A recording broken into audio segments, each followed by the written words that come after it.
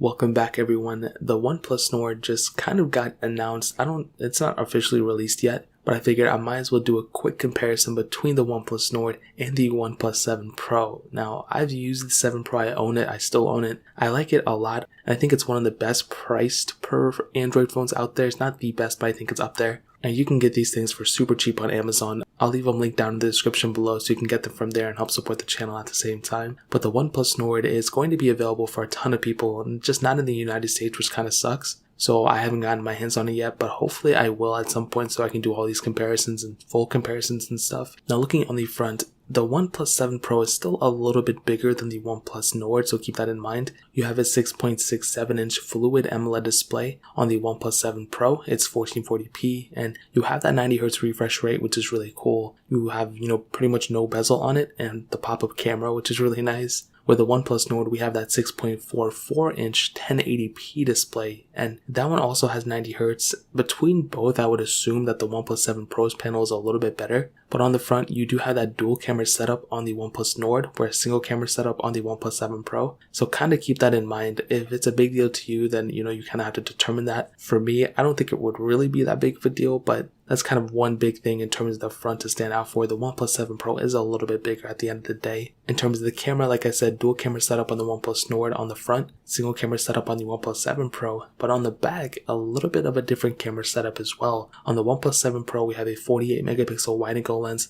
an 8 megapixel telephoto lens, then a 16 megapixel ultra-wide sensor, so 3 camera setup, where the OnePlus Nord has a quadruple camera setup, a 48 megapixel wide-angle lens, 8 megapixel ultra-wide sensor, 5 megapixel depth sensor, and then a 2 megapixel macro lens. And both cameras are going to be, pretty good, for the most part, whatever you're going to do with it. A big thing to keep in mind though, the OnePlus 7 Pro can do 4K at 60 frames per second, where the OnePlus Nord can only do 4K at 30. So keep that in mind. It's not a deal breaker, but that is something to kind of keep in mind when you're using both these phones. So I would assume the Nord may maybe have better quality, but the 7 Pro may have better features at the end of the day. In terms of software, the OnePlus Nord will definitely outlast the OnePlus 7 Pro in terms of software. And the reason I say that is because, first of all, it started off on Android 10. The OnePlus 7 Pro started off on Android Pie. But the other thing, on OnePlus's website, they kind of stated that it's going to get the same software as the OnePlus 8. So I would assume it's going to get the same software updates as well. So that's a pretty big thing to keep in mind. So software-wise, OnePlus Nord is probably going to outlast the OnePlus 7 Pro. In terms of hardware, the OnePlus 7 Pro has that Qualcomm Snapdragon 855 chipset,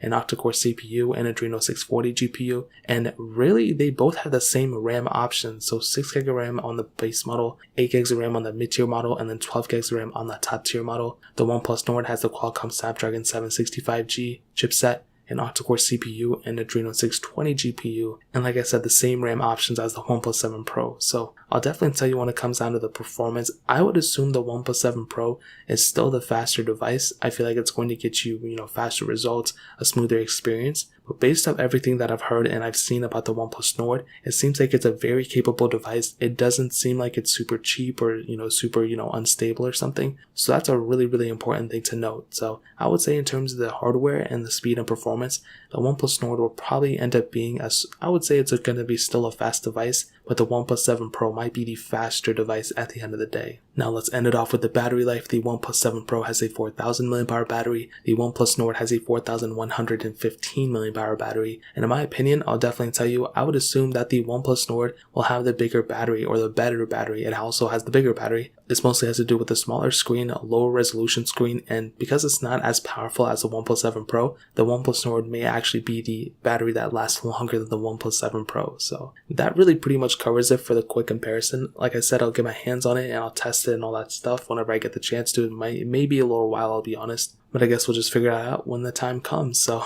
if you guys have any other questions or anything, let me know in the comment section below. Hit the like button, that would mean so much, but definitely hit that subscribe button. Every single subscriber that we get really does count, so it means so much if you guys can hit that. Also check out the other links down in the description as well. My Twitter, my Instagram, my second channel. More importantly, everything else, I love every single one of you guys. Hopefully I'll catch you guys in the next video. Peace out till then.